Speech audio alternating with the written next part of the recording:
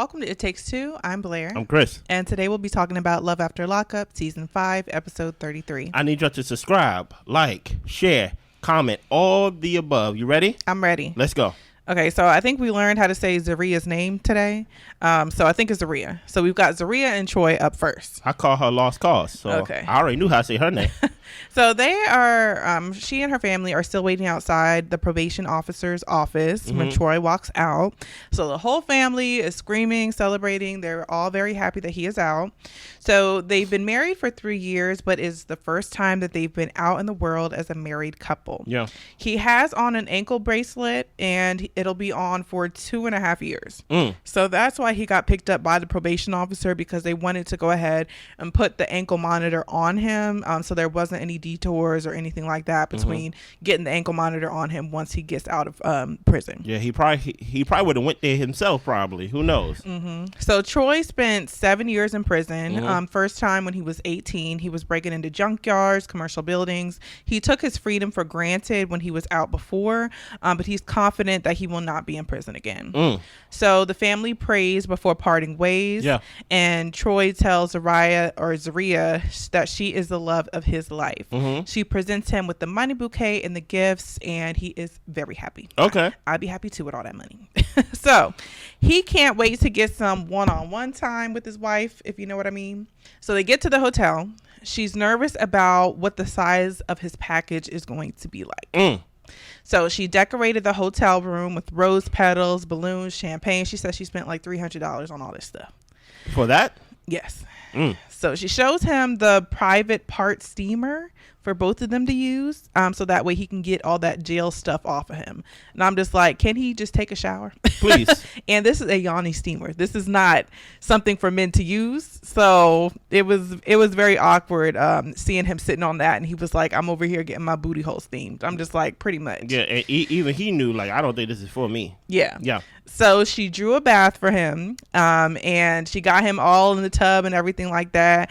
And they are making out heavy. She over there leaning on the side of the tub, about to fall in with her leotard on. So they was definitely getting into their physicality. Listen here, if I ever get out of jail, don't put me in no hotel, motel, bathtub. Please don't do that to me. Are you happy Troy's out? No, but I mean, it's great for them. I don't feel any type of ways. I don't know. I'm not happy Troy out, because here's the thing about it. Now y'all thought that this woman was a lost cause before. She about to show you how lost she really is. Oh gosh. Right? Like at first, I mean, that tattoo showed me enough. While Troy was in there, she could just be a wife without a husband. Now that she's here, you saw how she was damn near in the tub, almost in the water and things like that. She's about to test our limitations on what we are able to see.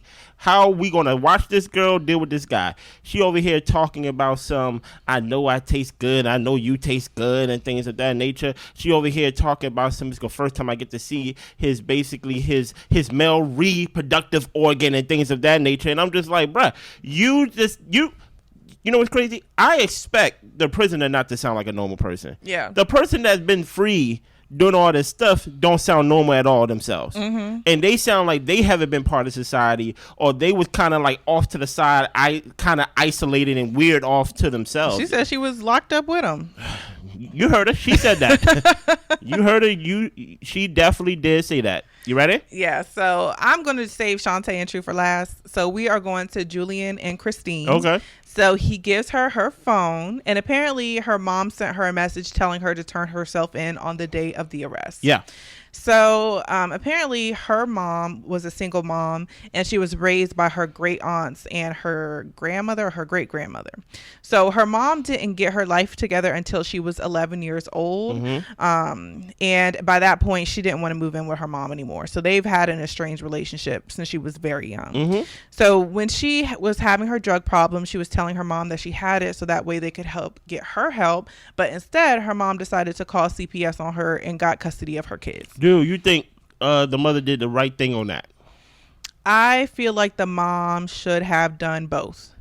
Get her help and take the kids. The reason why I don't agree, only because I don't know how pure the mother intent. I don't know how pure the mother's intent was with this. Okay. And based on the relationship that she is basically describing how her and her mother is, I don't think they like each other. Okay. I don't think the daughter like the mother. I don't think the mother like the daughter. And I think in any way, the mother's going to do whatever she can to hurt her own daughter. Okay. Even if that means taking her own kids and things of that nature, or taking her child. So I'm like, if my child was to come to me and say they have a problem and things like that, I'm going to get them help. And I probably would take the kids without actually being an official like government coming to take the kids and giving them to me. Well, I'll say I agree with you on that. As long as they're allowing me to have the kids. If they don't allow me to have the kids, then I might have to get the government involved because you over here robbing banks and shooting up. So I'm gonna need my grandbabies. So you can either hand them to me or I'm gonna have somebody give them to me. And I don't know if she's got that choice. I got you. You get what I'm saying? I'm saying, hey, while I get you help, you have to actually let the kids stay with me. Sign them over for them to be my guardian and things. I mean, for me to be their guardian in the time being, you know? Yeah. So she wants to get the custody of her kids back. She has twins and an older child. There is a court order saying that she cannot see her kids. And apparently her ex, who has the twins, has been ignoring her whenever she's reached out and tried to be in contact with those children. And truth be told, I wouldn't blame him. And now here's the thing. This is what I was confused.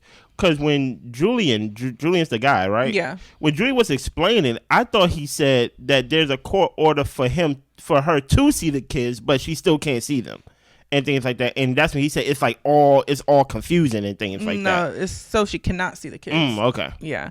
So she's excited to be intimate with Julian. They get to the hotel and y'all, she mounts this man. She mounts the man. She's ready to take his clothes off to get them making out. And Julian says that he does not plan on using protection and neither does she. Nasty. What is your thoughts? I think they need to use protection. I think like for any jail prison situation, like y'all need to be going to the clinic first before y'all just start hopping on the D or sliding in the V.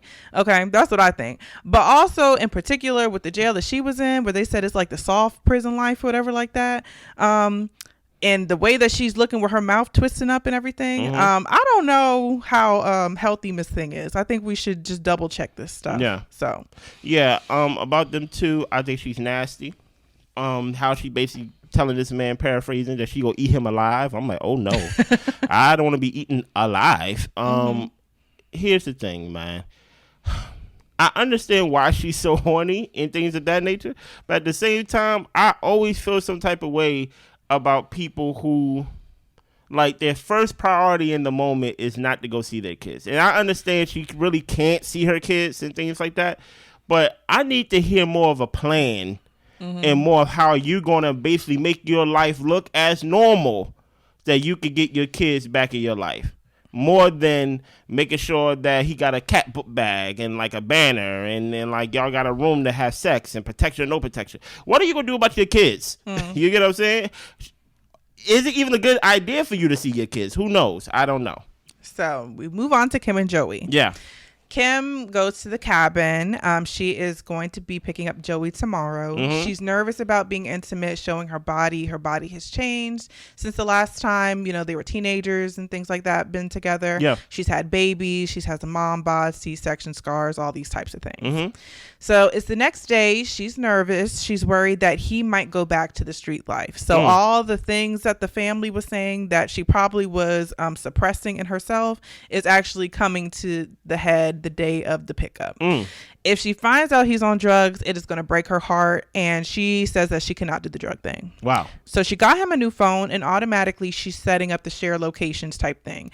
Also, I think if we remember from previous episodes, she put like an air tag something on like a car or whatever like that, so that way she could know where he's driving. I'm just like, a little stalker.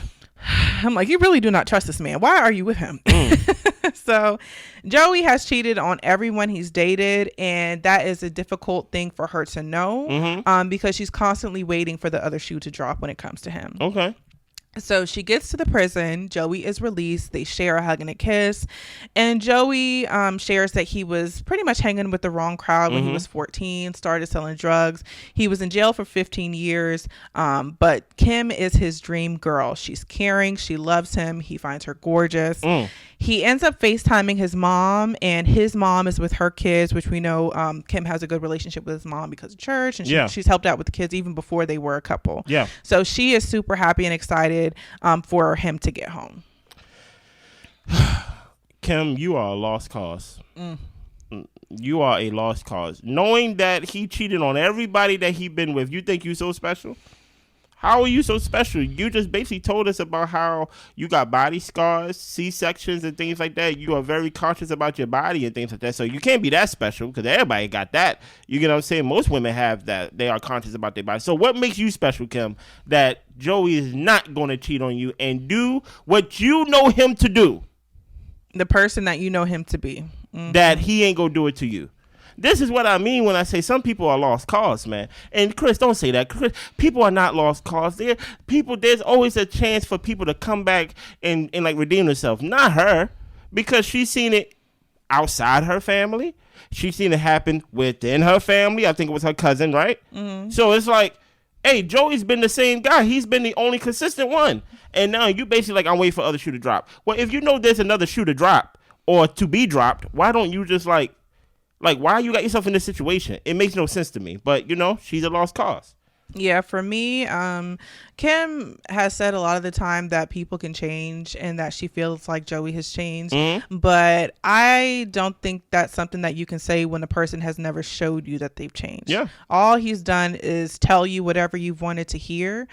So for her to automatically say, I want us to hurry up and get married within like 3 to 6 months of him coming out of jail and we're already engaged, let the man show you that he's different. Mm-hmm. Because as far as you know, he's the same Joey. Mm-hmm. So yeah. No, but she is contradicting herself. Mm-hmm. If she believes people can change, why you got AirTag on all my stuff? That is an excellent point. Why you don't believe that? Like why you don't believe he's changed? Why can I not go to the store without you popping up at the store when like I'm trying to get a big gulp? Mm-hmm. You get what I'm saying? So it's a lot of reasons that I believe Kim knows the truth. But people don't want to believe the truth. Yeah. Even though the truth is right in the face. But it is what it is. So we've got Letitia and Keith. Yeah. So she's getting a full body massage and like a full body steam in order to get her skin or her body right and ready for when Keith arrives. Hey, listen here, right? Whatever you do to your body, it's almost like every time I hear something like this going on, mm-hmm. right? It's always like me saying, hey, I'm going to work out a couple days before vacation to get ready for vacation. Whatever you need to do to your body, that needed to been done by like the time they get out and things like that. This little steaming and things like that, steaming up the booty or like whatever they doing, that's not going to do nothing. She should have had a routine, but let's keep going. So apparently Keith's sister is a hater. Okay. She has been saying bad things about Letitia to the Keith's family behind her back. Mm-hmm. The sister was upset because Letitia spent $15,000 on her ring that he proposed to her with. Okay. So Keith calls her. She wants to have the whole family over to break the news that he's going to be coming out early. But Keith would rather talk to his sister first. Just, he wants to come out, be there with the family. Maybe it'd be more of like a celebratory get together. Mm-hmm. That way he's there to play interference in a way. Okay. But Tisha doesn't agree. She wants to talk to the sister first because she doesn't want the sister to be on any fake stuff for when the brother gets around and then she acts like there was never an issue to begin with. Mm-hmm. So any thoughts on that before we move on to that? Okay. My only thing is that the sister needs to mind her business, I think. The sister really needs to mind her business. If your brother is in a relationship with this lady and he told her to go ahead and buy whatever ring she wanted, then that should be fine that she bought whatever ring she wanted. Now, the flip side of that is, Keith, are you complaining to your sister about Tisha? That's why I have no opinion. Now, if that's the case, if that's a reason why Keith is like, well, let me talk to her first, are you talking to your sister about how this lady might be high maintenance and expensive and all this type of stuff? Mm-hmm. So I'm just a little bit like, I need clarity on what's being said to who, so we actually know who the culprit is, because I don't know if it's Keith or the sister. So Letitia is getting ready to have the family over. She is thinking that something might pop off with the sister, maybe not, but she's going to be ready. But she has Keith's aunt over there who she's growing close to, helping to prepare the space for everyone. Okay. And apparently Auntie says that she hasn't talked to the sister in like 3 years. Of course. So if that's the case, sister might be the problem. I don't know. We got to get more info. So Keith calls. His dad gets there, his stepmom, and I think a sister or something like that. I don't know. It was a young person there. So Benita is a stepmom, and she doesn't think the sister's going to come because she's not feeling well. Of course she's not feeling well. So Letitia says that she is avoiding the meetup. And she thinks that because she's avoiding the meetup, it's an admission of guilt. She thinks that they need to come together, whether they like it or not, so they can squash this issue before Keith gets home. No, I'm not going to squash it. If I'm the sibling, just because your little man or like whatever it is supposed to come home, I'm not going to squash the issue, especially if I feel like he's the center of the issue. But it is what it is. Hey, listen, you feel like I'm a hater, I'm just going to be a hater. I ain't going to show up. So she shares with the family that he is going to be getting an immediate release. She wants to have a surprise dinner for him and his immediate family when he gets out. So that way he's happy, he's excited to get out. It's also so it's not so overwhelming with like a huge party. Yeah. But she as well wants to squash the beef with the sister. So she tells the family that she has a surprise, and she just brings out like this king hat and dances around with it, talking about the king is coming home. So she is just very excited. The king wasn't in prison, so he's not a king. Listen here, I another lost cause here, and I'm sorry that we had to meet like this. I just met you. We were just introduced to your storyline and things like that. And to me, you're already a lost cause, right?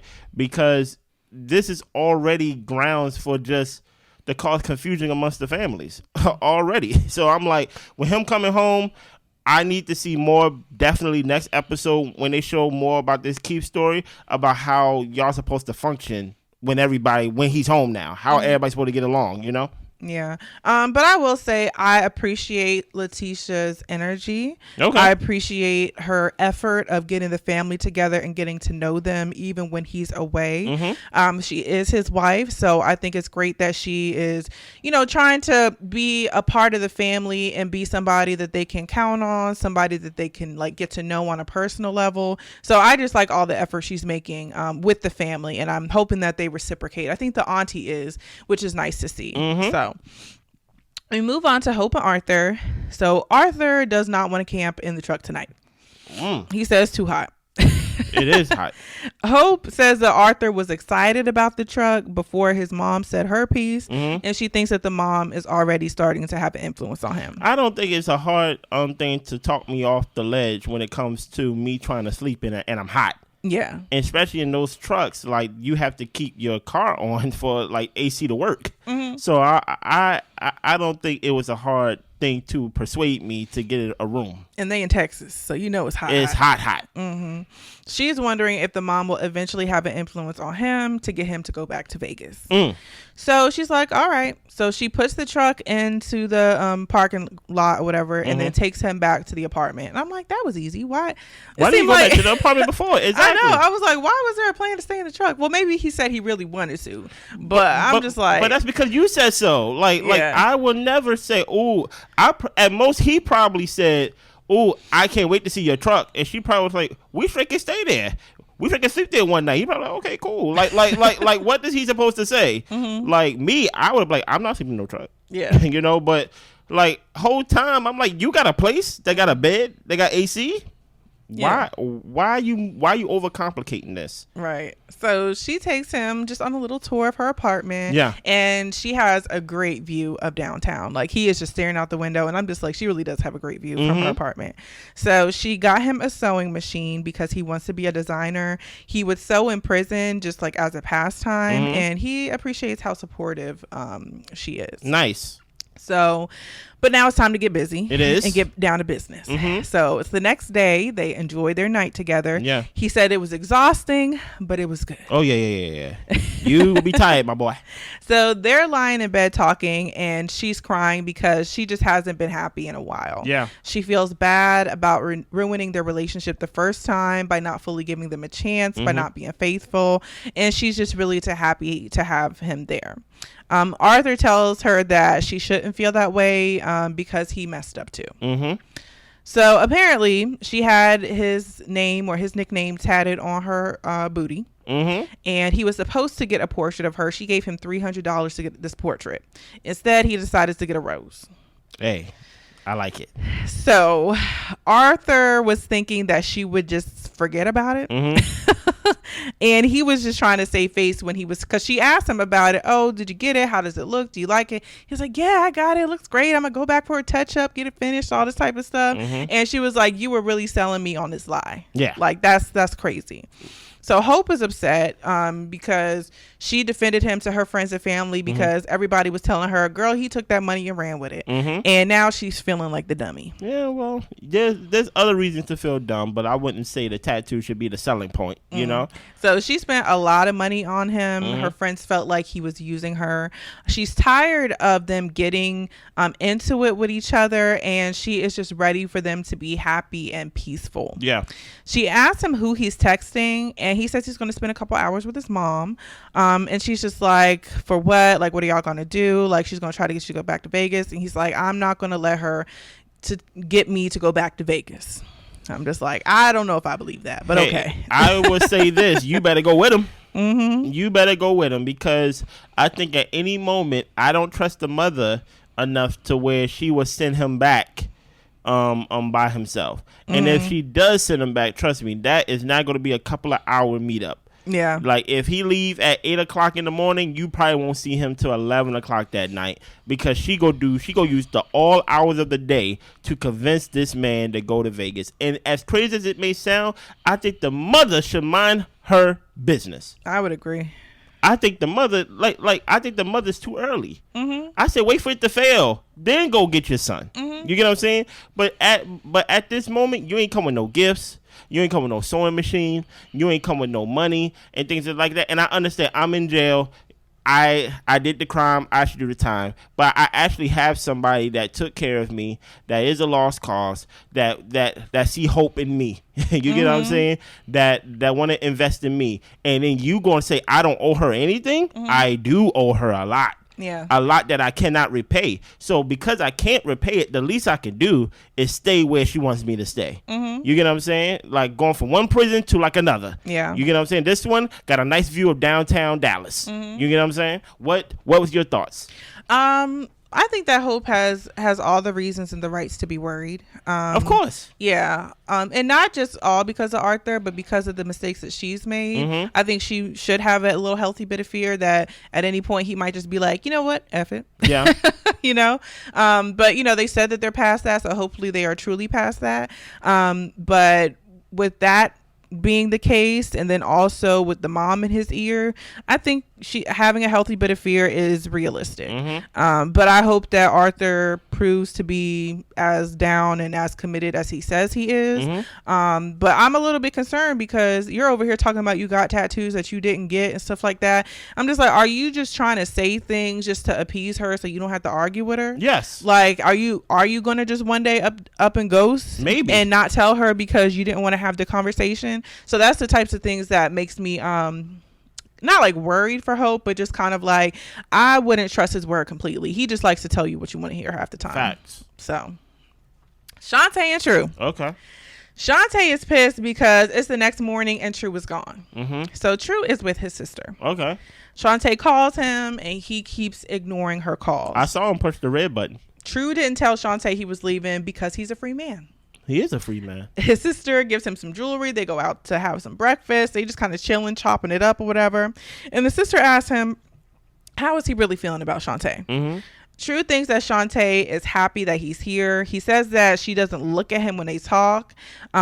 She talks with an attitude. And True says, you know, he knew she was a homebody, but she's kind of too much of a homebody for him. A little boring.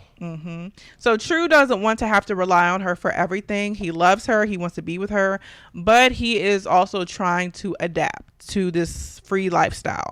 The sister asks, what do you expect from her? And he just doesn't want the attitude. She needs her to change her ways in some ways. The sister says that, you know, Shante is ready to settle down, but True's probably not going to be ready for that.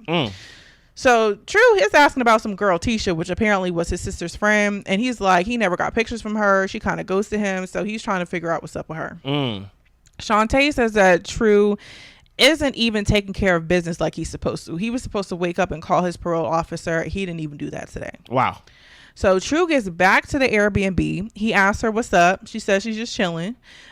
She asks him where he's been for half the day. And he tells her that he did some shopping. He got some clothes and shoes. And she's like, where are the shopping bags? He's talking about they in my sister's car. And he's like, if you would have got the right stuff and the right sizes, then I wouldn't have to go on shopping this morning. And Shante was like, you gave me the wrong sizes. That's facts, though. He asked, you think I'm trying to meet up with some other girl? You think my sister's trying to cover up for me? So he calls his sister and he asks the sister, tell me where we went, tell me what you bought, all this type of stuff. Yeah. And so she says the stores, and then she says like the things that he's wearing that she bought, as well as the jewelry. So True says that he wouldn't waste his time with her. He loves her too much.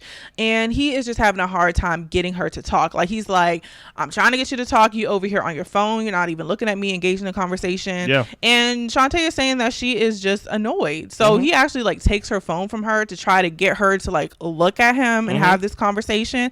And he tells her like, you're too shy. You're boring. It's hard to get you to talk. It's cool that you're a homebody. And then Shante is like, if you don't answer my calls, I'm going to be canceling the phone. You won't be answering nobody's calls. Wait a minute. I'm back in prison? And True was like, you just hate when you don't have power. He tells her that he is not cheating on her. He is just soaking in the fact that he's free. And he thinks that she needs to chill out. If they don't work, it's going to be on her. I like that. Keep going. So Shante and True go to the PO's office. True was actually asking, can he drive? It's only up the road. And Shante is like, no, that's illegal. You ain't got no driver's license. Like, we're going to get there legally. Oh, my gosh. So he asked, why are you making everything like it's a big deal? Like, he thinks that she could stand to get off of his back a little bit. So Shante thinks that True just doesn't make the right decisions and he doesn't take things seriously. And that's probably why he was in the position he was in. You think? He says that he stays on the go, and the only time he would get in trouble is when he was bored. That's when he want to start hitting licks. But he says he is not going to be getting bored anytime soon.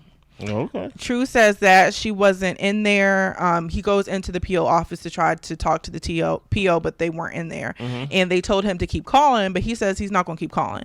He's like, it's feeling like too much of a job. Oh, my goodness. Just 2 calls. And Shantae's trying to explain to him, like, you're the one who's making it more difficult. Like, just do what you have to do and then go about the rest of your day. Like, you're combative on everything. You procrastinated on this till like the end of the day. And True is just annoyed by her attitude. So Shantae's like, I need a minute. She gets out the car, tells the people to take the mic off of her. She's tired of explaining things to them. And if he can't make decisions for himself, how is he going to make decisions for her or their children, or her children, their family, whatever the case may be? Like, she doesn't trust him to be a good decision maker. What? So. Now you don't trust him to make a good decision? Hey, Shante, I don't trust you to be a good decision maker. Man, so this is a lot. Is it? To me, it's 1 + 1 to me. Listen here, y'all are the same. Pretty much. like that's like 2 sides of the same coin. So I'm like, you don't make good decisions. So how, because he's a worse decision maker, now all of a sudden you're the best decision maker? No, you could call him an idiot, you could call him a child, you could do all those things. Let's start from the beginning. He got up and left and went with his sister shopping. He comes back to the house, and then he basically said, you think I was out there doing stuff on you? Hold on, let me call my sister. We both have siblings, right? We both have siblings. I have a brother and a sister and things of that nature. And I'm telling you this, I'm married to my wife. And I'm telling you, if I ever advise, if I ever come out the mouth and say, you don't believe me? Let me call. Best believe they already got the drop. Okay. Okay. They already got the drop and they ready to lie to me or not tell the full truth. Maybe omit some things. So guess what? The family is going to be there for you, because at the end of the day, she was the one, she was your getaway driver this morning to get away from the house without you even knowing. She was in the car when Shante was calling, and she said, hey, listen here, how come you ain't answering your fiance's call? Your fiance call. So she's not an advocate for Shante, not saying she's against her, but like, she's not over there and like basically telling him like, you acting wrong, you need to chill out. So let's get that out the way. Yeah. Right. Also, True, what do you think you're doing? Like True over here, they showing flashbacks, some things we didn't see in the previous episode of like, he want to go to casino. People always get mad when you can't take them or don't take them to the casino with your money. I don't know why that's the first place they want to go. I guess maybe they figured they'd get a hit or something. Of course. Like, of course. No, we're not going to casino. I never even been there. Shante probably thinking that. Shante, like, I do not be hanging out at casinos. No, like, I don't have a job. Exactly. So the same reason, that's why I said they are the same ways as she's not telling the full truth about her financial situation. And now you see how it is when someone's not being fully honest about where they've been, what they're doing and things of that nature. Y'all are the same. Both lost causes. That's all I got to say about them. Okay, first things first. Okay, True is a child. He is most definitely a child. He is 17 years old. His brain has not developed past the age that he went to jail in. That is very clear. The way that he's acting and the way that Shante is having to handle him is very mother teenage child type of situation, telling him, well, you need to call your parole officer, that you need to make sure that you do what you need to be doing and all this type of stuff. Who wants to talk to a grown person like that? Like, who wants to deal with that? So, absolutely, True is a child. Shante, you're deciding to be with this child. And I do find it interesting that Shante can't look at him in the face, that she's constantly on her phone. Like, she is very short with her words and not very like expressive or communicative. And I think that's probably why she decided to get with somebody in prison who she couldn't be around, who she never went to see. She could have gone to see the man. You're preaching now, but she never went to see him. And I think it's because she wanted the safety of the online relationship in that space. So now that they're actually together and she's actually having to deal with the person he is, it's too much for her. And don't get me wrong, it's too much. It is absolutely too much. But this is the person that she chose and that she said yes to an engagement with. Yeah. So to me, I think Shante fell in love with the idea of what this could be. But I don't think True ever showed himself to be a responsible stand-up individual. I mean, unless she was just listening to the things that he was saying. But like I said with Kim, he's never had a chance to prove it to you that this is the actual person he is. So, I mean, even to the fact of last season when she was talking about, oh yeah, we're both going to be owners of this business and, put her money into it and all this type of stuff. And he's just going to come in and run it and stuff like that. I'm just like, you're the one with the business acumen and the knowledge about the cooking and all this type of stuff. Yeah, he made some eggs when he was in jail. Nice or whatever. But you're the one who has this dream and you're just going to plug and play this person. You don't even know like how they operate in a sense when it comes to a job. The man can't even call his parole officer talking about it feels too much like work. And you want him to, that's crazy. And you want him to be a partial owner of your business. Come on. And I think she's starting to see it now that's in front of her face. Stay there though. Oh, go ahead. No. Stay there. No. You cooking. I want you to stay on the business part. Stay there. Keep going. And I think that she's starting to see it because it's in front of her face, but it was there all along. She just wasn't looking at it, just like she's not looking at his face while he's here. I don't know if that makes it easier for her to deal with the situation, but we do know that Shante has been through some traumatic situations in her life, and I think that those are some things that she probably needs to deal with before getting into a relationship, because she has found herself in a situation where she's paying 2 mortgages with no job, trying to take care of her kids and this man, and I'm just kind of like, Shante, you have put yourself in a bind. Now listen here. Go back to that business plan. Listen here. That's all she was doing was just talking. She wasn't serious about starting this whole kitchen thing. And that's why I'm like, the same way as True be giving you these magic seeds and things like that, guess what? She do the same thing to us. Talk about she want to open up her own kitchen and I'm going to have True run the business side of it. What? I don't want these magic beans. I don't care about these magic beans and things like that. So basically, I'm like, y'all are the same and things like that. The way y'all view life is very from an immature prism. That is very like weird in a way. And I do find it very strange. Thank you for bringing it back up. That she don't look this man in the eye when she be talking to him. It's almost like it's weird. And it's like, I don't know what it is, but to Blair's point about the whole idea about you wanted to be engaged to this guy and wanted to be with this guy, but you never went up to go see him when you moved to the same state as him. It's all weird. You are definitely a lost cause. And I'm not talking to True. We already know what True is. You know what I'm saying? It's just a bunch of people who's trying to justify their stupidity. Yeah. And like it makes I'm not as bad as him. It makes no sense. But but you are. Yes, you are.